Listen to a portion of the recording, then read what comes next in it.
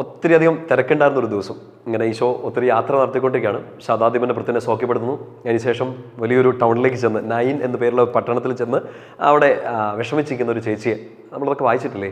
ലൂക്കാ സുവിശേഷം 7-ാമത്തെ അധ്യായത്തിൽ ആ ചേച്ചിയുടെ മകനെ ഇങ്ങനെ ഉയർത്തെഴുന്നേൽപ്പിക്കുന്നു.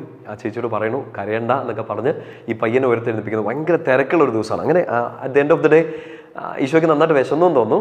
ലൂക്കാ സുവിശേഷം 7-ാമത്തെ അധ്യായത്തിൽ അതിൻ്റെ 36 മുതലുള്ള വാക്യങ്ങളിൽ ഈശോ ഇങ്ങനെ ഫരിസേയരിൽ ഒരുവനായ ഒരാളുടെ ഒരു കൂട്ടുകാരൻ്റെ അടുത്ത് പോയിട്ട് ഇങ്ങനെ ശിമയോൻ എന്ന പേരിലുള്ള ഒരു കൂട്ടുകാരൻ്റെ അടുത്ത് പോയി ഭക്ഷണത്തിൻ്റെ ചെയ്യുകയാണ്. അപ്പോൾ അന്ന് ഭക്ഷണം കഴിച്ചുകൊണ്ടിരിക്കുന്ന സമയത്ത് ഒരു ചേച്ചി ആ ദിവസം തന്നെ 2 ചേച്ചിമാരെ പരിചയപ്പെടുകയാണ്. ഒന്ന് തൻ്റെ ഏറ്റവും വലിയ സങ്കടത്തിൽ നിന്ന് ഈശോ ആ ഒരു ചേച്ചിയെ ഉയർത്തെഴുന്നേൽക്കുന്നു, മകനെ ഉയർത്തെഴുന്നേൽപ്പിച്ച് ഈ ചേച്ചിയും കൂടെ ഉയർത്തെഴുന്നേൽപ്പിക്കുന്നു ആ ഒരു സങ്കടത്തിൽ നിന്ന്. 2 വേറൊരു പെങ്കൊച്ച് ഇങ്ങനെ വന്നിട്ട് ഈശോയുടെ അടുത്ത് വന്നിങ്ങനെ കാലയിൽ ഇങ്ങനെ സുഗന്ധലേപനമൊക്കെ നടത്തുന്നു. എല്ലാവർക്കും ഒന്നും ദഹിക്കുന്നില്ല. ഈ പൈസയൊക്കെ കളഞ്ഞ എന്നാത്തിനാണ് എന്നൊക്കെ ചോദിക്കുന്ന ചിലത്. ഈശോയ്ക്ക് മനസ്സിലാവുന്നില്ലേ ഇത്രയും തല്ലിപ്പൊളിയായ ഒരു പെങ്കൊച്ച് വന്നിട്ട് ഈശോ അറിഞ്ഞില്ലേ എന്നൊക്കെ ചോദിക്കുന്ന ശിമയോൻ തിരിച്ചു ചോദിക്കുന്ന ഈശോ, ശിമയോനെ വന്നിട്ട് ഇത്രയും നേരമായി, നീ എന്നെ എങ്ങനെ സ്നേഹിച്ചേ, നീ എന്നെ എങ്ങനെ ശുശ്രൂഷിച്ചേ, ഇവള് ചെയ്യുന്നത് നീ ഒന്ന് നോക്കിക്കേ എന്നൊക്കെ പറഞ്ഞ് ഈശോ ഇങ്ങനെ ഈ പെങ്കൊച്ചിനെ ഒരു വലിയ മാതൃകയായിട്ട് മുമ്പോട്ട് വയ്ക്കാം. ആള് ഭയങ്കര പാപിനിയാണെന്നൊക്കെയാണ് ശിമയോൻ പറയുന്നത്. നാട്ടുകാർക്കും അറിയാൻ തോന്നുന്നു. ഈശോയ്ക്ക് ഇത് അറിയത്തില്ലേ എന്നൊക്കെ ശിമയോൻ ചോദിക്കുകയാണ്. ഈശോയ്ക്ക് നന്നായിട്ട് അറിയാം. പാസ്റ്റ് അറിയാമെന്ന് മാത്രമല്ല ഈശോയ്ക്ക് ഫ്യൂച്ചർ അറിയാം. നമ്മളിവിടെ ഇന്ന് ഈ വചനഭാഗം ഒന്ന് ചിന്തിക്കുമ്പോൾ നമ്മൾ ശ്രദ്ധിക്കേണ്ട ഒരു കാര്യം, നമ്മൾ ഓർക്കേണ്ട ഒരു കാര്യം ഇതാണ്.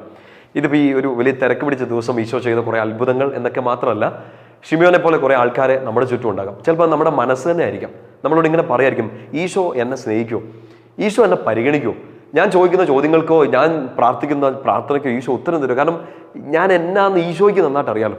ചിലപ്പോൾ നാട്ടുകാരോ വീട്ടുകാരൊക്കെ പറഞ്ഞിട്ട് നീ എന്നാത്തിന് ഇങ്ങനെ പ്രാർത്ഥിക്കുന്നത്, നീ എന്തിനാ ഇത്ര വലിയ ഈശോയെ സ്നേഹിക്കുന്നത്, നീ വലിയ ഈശോയുടെ ഇതാന്നൊക്കെ പറഞ്ഞ് ബൈബിളൊക്കെ പിടിച്ചുകൊണ്ട് നടക്കുന്ന എന്നാത്തിനാ, നീ എന്നാന്ന് ഞങ്ങൾക്ക് നന്നായിട്ട് അറിയാം, വി നോ യുവർ പാസ്റ്റ്, നീ പണ്ട് ചെയ്തതൊക്കെ അറിയാമെന്നൊക്കെ പറഞ്ഞ് ചിലപ്പോൾ ചുമ്മാ ആൾക്കാർ നമ്മളിങ്ങനെ താറടിച്ചൊരു പരുവാക്കിയിട്ടുണ്ടാകാം. ഈ ചേച്ചി അനുഭവിച്ച, ഈ പെങ്കൊച്ച് അനുഭവിച്ച വിഷമം എന്നാന്ന് ഓർത്ത് നോക്കിയേ. ഈശോയെ സ്നേഹിക്കാൻ വേണ്ടി അവിടെ വന്നേക്കാണ്.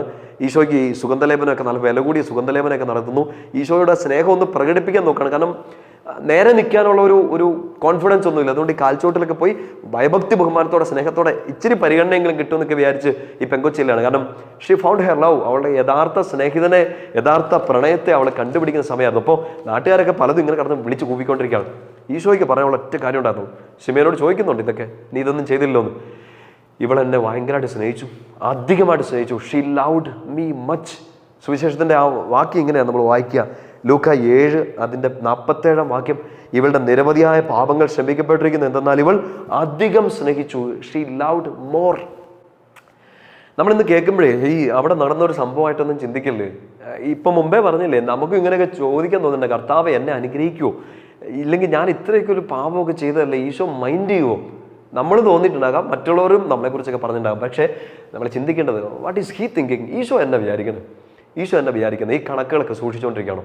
ഈ നാട്ടുകാർ പറയുന്നുണ്ട് നിന്റെ പാസ്റ്റിനെ കുറിച്ച്, നീയും ഇങ്ങനെ കുത്തി നിന്നെ തന്നെ നോവിക്കുന്നുണ്ട് നിന്റെ പാസ്റ്റ് ഓർത്തോണ്ട്. പക്ഷെ എങ്ങനെയെങ്കിലും നിരങ്ങിട്ടാണേലും എഴഞ്ഞിട്ടാണേലും ഈശോയുടെ അടുത്തേക്ക് ചെല്ലുക, അതാണ് ഏറ്റവും പ്രധാനം. അവിടെ ചെന്നാൽ പിന്നെ നിരങ്ങലും എഴയിലും ഒന്നുമില്ല, ഈശോ നേരെ നിർത്തുകയുള്ളൂ. മറ്റുള്ളവർ നിന്നെ കളിയാക്കിയാലും നീ അങ്ങനെയൊക്കെ ചെയ്തു എന്ന് പറഞ്ഞാലും, ഇവളെ നോക്കടാ എന്നും പറഞ്ഞ്, ഇവനെ നോക്കടാ എന്ന് പറഞ്ഞ് ഈശോ നിന്നെ എവിടെ നാണം കെട്ടോ, എവിടെ ആളുകൾ നാണം കെടുത്തിയോ അവിടെ ഈശോ നിന്നെ ഒരു മാതൃകയായിട്ട് നിർത്തും. ഈശോയുടെ അടുത്ത് ചെല്ലണം, അതേ ഉള്ളൂ വഴി. വേറെ ആരുടെ അടുത്തെങ്കിലും ചെന്ന് നിങ്ങൾ നിങ്ങളുടെ ഈ സങ്കടം, നിങ്ങളുടെ കുറവുകളൊക്കെ പറഞ്ഞിട്ട് ഓർത്തോ, അത്രയും കൂട്ടുകാരും കൂടെ നിങ്ങൾക്ക് നഷ്ടപ്പെടും. ഇതുവരെ ഉണ്ടായിരുന്ന കളിയാക്കലിനെക്കാട്ട് കൂടുതൽ കളിയാക്കൽ ചിലപ്പോൾ കേൾക്കേണ്ടി വരും. ഈശോയുടെ അടുത്ത് എന്നാൽ no shame, no guilt, no past. കളിയാക്കലില്ല, മാറ്റി നിർത്തലില്ല, തഴയവലില്ല, പാസ്റ്റ് പറഞ്ഞുകൊണ്ടുള്ള കുത്തിനോവിക്കലില്ല. ഈശോ കാണുന്നത് ഫ്യൂച്ചറാണ്. ശിമയോൻ കണ്ടത് പാസ്റ്റാണ്, അവളും കണ്ടത് അവളുടെ പാസ്റ്റാണ്. ഈശോ കണ്ടത് അവളുടെ ഫ്യൂച്ചറാണ്. എൻ്റെ പ്രിയപ്പെട്ട സഹോദരങ്ങളെ, ഈശോ എന്നിലും നിങ്ങളിലും കാണുന്നതും ഈ പാസ്റ്റ് അല്ല, നീ എന്നായിരുന്നു എന്നുള്ളതൊന്നുമല്ല, നിന്നെക്കൊണ്ട് എന്നൊക്കെ ചെയ്യിപ്പിക്കാൻ പറ്റുമെന്നാണ്. നിന്റെ ഫ്യൂച്ചറാണ് ഈശോ നോക്കുന്നത്. അത് എഴുതി വെക്കുന്നതും അത് തയ്യാറാക്കുന്നതും ഈശോ തന്നെയാണ്. ഇവളെന്നെ സ്നേഹിച്ചു എന്ന് ഈശോ പറയണേ, പാപങ്ങൾ ക്ഷമിച്ചു. നമുക്കിപ്പോൾ ഒരു വിഷമമില്ലേ, ഞാൻ ഇത്രയൊക്കെ ചെയ്തു പോയെന്ന്. നമുക്ക് ഒറ്റ സൊല്യൂഷനാണ്, സ്നേഹിക്കുക. ആ സ്നേഹം തോന്നിയാലേ നമുക്ക് കുമ്പസാരക്കൂട്ടിലൊക്കെ പോകാൻ പറ്റുള്ളൂ. ആ സ്നേഹം തോന്നുമ്പോഴേ കുമ്പസാരക്കൂട്ടിൽ നിന്ന് എഴുന്നേറ്റ് വന്നിട്ട് ഈശോയ്ക്ക് വേണ്ടി ഒന്ന് ജീവിക്കണം എന്നൊക്കെ തോന്നുള്ളൂ. ഇവൾ അത്യധികം സ്നേഹിച്ചു, അതുകൊണ്ട് ഇവളുടെ പാപങ്ങൾ ക്ഷമിക്കപ്പെട്ടു. മറ്റൊരു രീതിയിൽ അത് വായിച്ചാൽ, ഇവളുടെ പാപങ്ങൾ ക്ഷമിക്കപ്പെട്ടതിൻ്റെ കാരണം ഇവൾ അത്യധികം സ്നേഹിച്ചു എന്നുള്ളതാണ്. പ്രിയപ്പെട്ട സഹോദരങ്ങളെ, ചിലപ്പോൾ നമുക്കിങ്ങനെ ചില ദുശീലങ്ങൾ തിരിച്ചു കയറി വരാൻ പറ്റുന്നില്ല, ഇതിങ്ങനെ റിപ്പീറ്റ് ചെയ്തു പോകുന്നു. കഴിഞ്ഞ കുമ്പസാരത്തിൽ പറഞ്ഞു തന്നെ ഇപ്പോഴും പറയുന്നു, ദൈവമേ ഒരു മാറ്റം എനിക്ക് പോലും ഇല്ലോ എന്നൊക്കെ നമ്മൾ തന്നെ ചിന്തിച്ചു പോകും. Don't look at the past. ഈ പഴയതിലോട്ട് ചിന്തിച്ചിട്ട് ഒരു കഥയില്ലെന്നേ നമ്മളിങ്ങനെ വിഷമിച്ചിരിക്കുകയുള്ളൂ. ഈശോ ഫ്യൂച്ചറിലേക്കല്ലേ നോക്കുന്നത്. നമുക്കും അങ്ങനെ തന്നെ നോക്കാം. ഈ പഴയതിലോട്ട് പോയി അതെല്ലാം ചിക്കി ചെകഞ്ഞ് അതെല്ലാം പിന്നെ മാന്തിക്കൊണ്ടിരുന്നിട്ടുണ്ടെങ്കിൽ നമുക്ക് വെറുതെ സമയം പോകാൻ നമ്മുടെ നഖത്തേലൊക്കെ ചെളി പറ്റുന്നേ ഉള്ളൂ. നമ്മൾ പിന്നെയും കുറേ കൂടെ വൃത്തികേടാവുന്നേ ഉള്ളൂ. Look at the future. Isho നമ്മളെ കഴുകി കുളിപ്പിച്ച് ഈ സ്നേഹമാകുന്ന നദിയിൽ ഇങ്ങനെ കഴുകിയെടുക്കുമ്പോൾ ലുക്ക് അറ്റ് ദ ഫ്യൂച്ചർ. ഈശോയ്ക്ക് അറിയാം നീ ഇത്ര പാപിയാണെങ്കിലും നിന്റെ കയ്യിൽ ഇങ്ങനെ ഒരു നറുമണം, ഒരു നാർദീൻ തൈലം നിന്റെ കയ്യിലുണ്ടെന്ന് ഈശോയ്ക്ക് അറിയാം. ആ നാർദീൻ തൈലം നിന്റെ ഫ്യൂച്ചറാണ്, നിന്റെ ഭാവിയാണ്. കഴിഞ്ഞ കാലം ചീഞ്ഞതാണെങ്കിലും നിന്റെ കയ്യിൽ ഇപ്പോഴും ഈശോ തന്ന ആ സുഗന്ധദ്രവ്യം അടങ്ങുന്ന പെട്ടി ഉണ്ട്, ആ ഒരു കുപ്പി ഉണ്ട്, ആ ഭരണിയുണ്ട്. ആ നാർദീൻ നിന്റെ ഫ്യൂച്ചറാണ്. Don't look back. കഴിഞ്ഞതിൽ നിന്നൊക്കെ പാഠം ഉൾക്കൊണ്ടോ, എന്നിട്ട് മുമ്പിൽ ഈശോയെ മാത്രം നോക്കിക്കോ. പാസ്റ്റ് മറന്നു കളഞ്ഞിട്ടൊന്നും നമുക്ക് ജീവിതമൊന്നും ഉണ്ടാവില്ല. ഒക്കെ പിന്നെ ട്രിഗർ ചെയ്ത് കയറി വരും. ട്രിഗർ ചെയ്ത് കയറി വരുമ്പോൾ ഈ ഓർമ്മയൊക്കെ പിന്നെയും കയറി വരുമ്പോൾ ഇനി ആൾക്കാരൊക്കെ നിങ്ങളോട് പറയണം ഇനി ഇങ്ങനെയൊക്കെ ചെയ്തിട്ടില്ല എന്നൊക്കെ പറയുമ്പോഴത്തേനും അവരോട് പറയണം ഈശോ എനിക്ക് വേണ്ടി ചെയ്തത് എന്നെ അറിയാമോ എന്ന് ചോദിക്കണം. നീ എന്നൊക്കെയാണ് ചെയ്തതെന്ന് പറഞ്ഞ് ആൾക്കാർ കളിയാക്കുമ്പോൾ അവരോട് തിരിച്ചു ചോദിച്ചേക്കണം ഈശോ എനിക്ക് വേണ്ടി എന്തൊക്കെ ചെയ്തിട്ടുണ്ടെന്ന് അറിയാമോ? ഈ പാപിക്ക് വേണ്ടി അവൻ കുരിശെ കയറി മരിച്ചു. പൗലോസിലേക്ക് പറയുന്നില്ലേ, ഞാൻ പാപിയായിരിക്കുമ്പോൾ, ഞാൻ അതിക്രമിയായിരിക്കുമ്പോൾ അവൻ എനിക്ക് വേണ്ടി മരിച്ചു. ഒരുവൻ നീതിമാൻ ആയി എനിക്ക് വേണ്ടി, നീതിയില്ലാത്ത എനിക്ക് വേണ്ടി. എന്നിട്ട് ഫ്യൂച്ചർ ഈശോ ഒരുക്കി വെച്ചിരിക്കുന്നത് കാണിച്ചു കൊടുക്കണം. ഇനി പിശാച് തന്നെ നിങ്ങളുടെ മുമ്പിലേക്ക് ഓർമ്മകളുമായിട്ടൊക്കെ കൊണ്ടുവരും. അതൊക്കെ ചെയ്തില്ലേ, ഇതൊക്കെ ചെയ്തില്ലേ എന്ന് പറഞ്ഞു. ആ പിശാചിനെ തോൽപ്പിക്കേണ്ടത് ഈശോ നിനക്ക് വേണ്ടി ഒരുക്കി വെച്ച ഫ്യൂച്ചർ കാണിച്ചുകൊണ്ടാണ്. There is a bright future Eesho ഒരുക്കി വെച്ചിരിക്കുന്നത്. ഈ മിടുക്കി കൊച്ചാക്കി മാറ്റി ഈശോ. നമ്മളിപ്പോൾ ഈ കേട്ടുകൊണ്ടിരിക്കുന്ന പറഞ്ഞുകൊണ്ടിരിക്കുന്ന ഞാനും നിങ്ങളുമൊക്കെ തല്ലിപ്പൊളിത്തരങ്ങളൊക്കെ കാണിച്ചിട്ടുണ്ടാവും, പൊട്ടത്തരങ്ങൾ പറ്റിയിട്ടുണ്ടാവും, പാപങ്ങളൊക്കെ ചെയ്തിട്ടുണ്ടാവും, ചിലപ്പോൾ അതൊക്കെ റിപ്പീറ്റ് ചെയ്തിട്ടുണ്ടാവും. അതുകൊണ്ടൊന്ന് ഈശോയുടെ അടുത്തേക്ക് പോകാൻ നമുക്ക് തന്നെ നാണം തോന്നുന്നുണ്ടാവും. ചെന്നേക്കണം. നാട്ടുകാർ പലതും പറയും, വീട്ടുകാരും കൂട്ടുകാരും ഒക്കെ പലതും പറയും, നമ്മുടെ പാസ്റ്റ് അറിയാവുന്നവർ പലതും പറയും. നമ്മുടെ ഫ്യൂച്ചർ അറിയാവുന്ന ഒരാളെ ഉള്ളല്ലോ, നമ്മുടെ ഫ്യൂച്ചർ കൊടുത്തേക്കുന്ന ഒരാൾ, ഇന്നലെയും ഇന്നും എന്നും ഒരാളായി ഈശോ. ആ ഈശോ പറയുന്നത് നോക്കിയാൽ മതി. ഈശോ പറയുന്നത് ഇത്രയാണ്, ഐ സ്റ്റിൽ ലവ് യു. ഞാനിപ്പോഴും നിന്നെ സ്നേഹിക്കുന്നുണ്ട്. ഈ പാപിയെ നോക്കിയിട്ട് ഈശോ അതാ പറഞ്ഞുകൊണ്ടിരിക്കുന്ന ഈ പാപിയെ, കേട്ടോണ്ടിരിക്കുന്ന ഈ കുഞ്ഞു പാപിയെ, ഈശോയുടെ കൊച്ചിനെ നോക്കിയിട്ട് ഈശോ അതേ പറയുന്നുള്ളൂ. എന്താണോ പാസ്റ്റ് എന്നുള്ളതല്ല, ഈശോ ഒരു ഫ്യൂച്ചർ ഒരുക്കിയിട്ടുണ്ട്.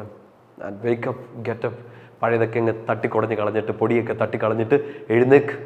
ഈ കാൽച്ചോട്ടിൽ വന്ന് നിർത്തിയാളെ ഈശോ നേരെ നിർത്തി കണ്ടു പഠിക്കടാ എന്ന് പറയുന്നുണ്ട്. ഇവള് ഭയങ്കരമായിട്ട് സ്നേഹിച്ചു.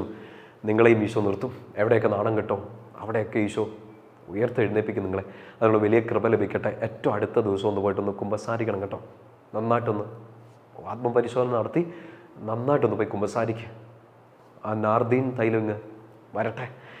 ലോകത്തിന് മുഴുവൻ ഒരു പ്രകാശം, ഒരു പരിമളമാവട്ടെ. പൗലോസ്ലീഹ പറയുന്നില്ലേ, വിശ്വസിക്കുന്നവരുടെ ഇടയിലും അല്ലാണ്ടുള്ളവരുടെ ഇടയിലും ഞങ്ങൾ ക്രിസ്തുവിൻ്റെ പരിമളമാണ്. We are the fragrance of Christ.